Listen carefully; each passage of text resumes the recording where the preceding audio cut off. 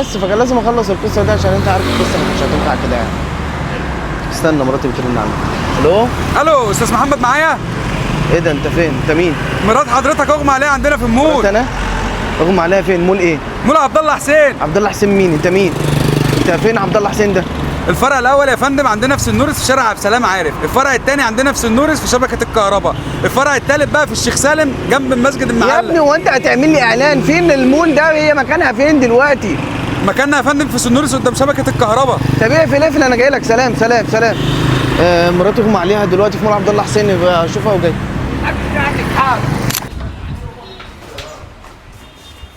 في ايه اغمى عليك ازاي؟ مالك في ايه؟ اهدى بس مفيش حاجه. اهدى. مفيش حاجه ازاي؟ انت بتعملي ايه هنا؟ اهدى انا هفهمك. ما هي دي كانت الطريقه الوحيده اللي هعرف اجيبك بيها عشان نجيب ثلاجه بدل اللي باظت. ما هو اصلا انا كل ما اقول لك يا محمد يلا نجيب ثلاجه، يا محمد صلح الثلاجه. يعني انت جايباني من اخر المشوار ده عشان الثلاجه؟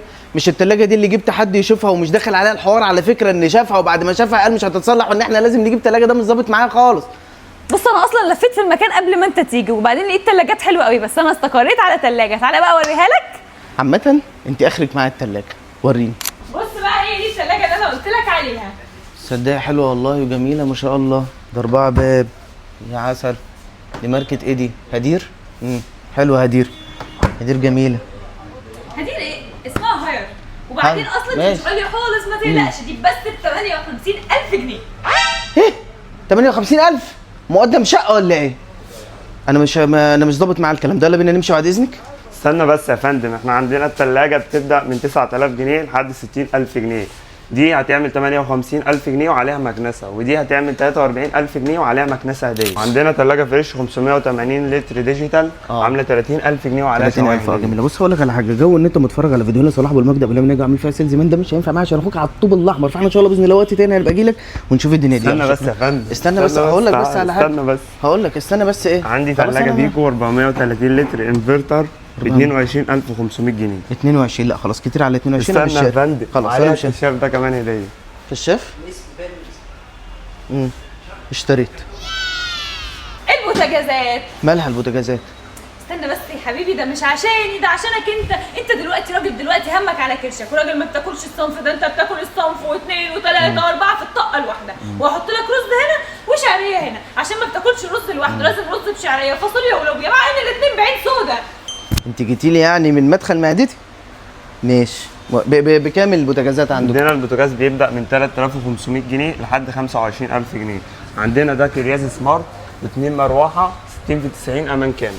وعندنا في مول عبد الله حسين اي بوتاجاز نيكست عليه هاند بلندر هديه.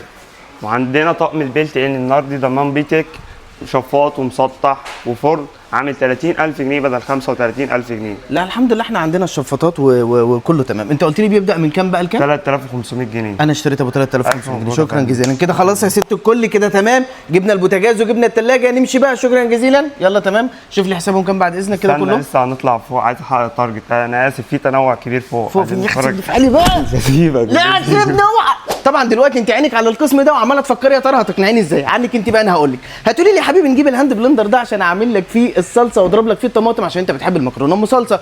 وهتيجي عند المكانس وتقولي لي يا حبيبي انا عايزك تجيب مكنسه علشان انا ما بعرفش اشيل التراب اللي تحت الكنبه. وهتيجي عند العجانه وتقولي لي دي العجانه عشان اعمل لك الكيكه الاسفنجيه اللي انت بتحبها. وهتيجي عند الاير فراير وتقولي لي عشان عيالك عايزين نعمل اكل صحي. صح كده؟ انا جاي لك بقى من هناك وبقول لك مش هنجيب حاجه من القسم ده ويلا بينا. يوه بقى محمد تعالى، ده في ديب هنا. شيخ كان دي بينا هشلحمك ويريحنا منك. نعم. بتقول ايه؟ ما بقولش حاجه. هنساله سعره كام دلوقتي؟ سعره كام؟ هقول لك انا بقى الديب بيبدا بكام. الديب بيبدا من 7500 جنيه. وعندنا ديب نكس 350 لتر ستانلس اعلى تبريد في مصر عامل 11000 جنيه وعليه الهاند بلندر ده هديه. خلصت؟ مش هشتري حاجه من القسم ده. يلا بينا. فاكر بقى لما جيت سالتني هو انا ليه طقم الفانلات بتاعتي بقى بينك مع ان هو كان لونه ابيض؟ هقول لك بقى عشان احنا محتاجين غساله. وكمان على فكره دي شاربو 11 كيلو كمان نازله عليها عرض 15 ونص بدل من 18000 جنيه. ايه رايك؟ هقول لك انا على حاجه. في كيس زهره بجنيه ونص كده بيتباع في البقاله، عارفاه؟ هاتيه هيخلي الهدوم الابيض هيطلع بيضه زي الفل. يلا بينا. محمد هيزرق. يزرق؟ محمد مش هنجيب شاشه. محمد مش هنجيب شاشه. انا عارفاك ان انت بتحب بعد ما ترجع من الشغل تقعد تتفرج لي على ماتشات وافلام. مفيش الكلام ده. مش هنجيب شاشه يا محمد. بص اصل انا هقول لك على حاجه بصراحه، انا دلوقتي كنت داخل جمعيه هقبضها السهم الثالث وخلاص، انا قبضتها امبارح بس انا كنت شايله لك مفاجاه، انا بقى جايب الجمعيه دي علشان نجيب الشاشه. يبقى هنجيب شاشه وكيتشن ماشين. يعني هو لازم صفقه؟ قدر تتقدر. اتفقنا. انت عارف بقى ان انا سمعته بيقول على الميكرويف ده ان هو بيبدا من 3000 جنيه، وكمان عشان السندوتشات بتاع العيال ما تبردش اهو. يلا بجمله الجمعيه بقى يا محمد. يا ريتني ما كنت قلت لك على الجمعيه. ماشي كده يا فندم دي الطلبات اللي اخترناها وده حساب. هو انت مالك فرحان كده ليه؟ كده حققت التارجت يعني؟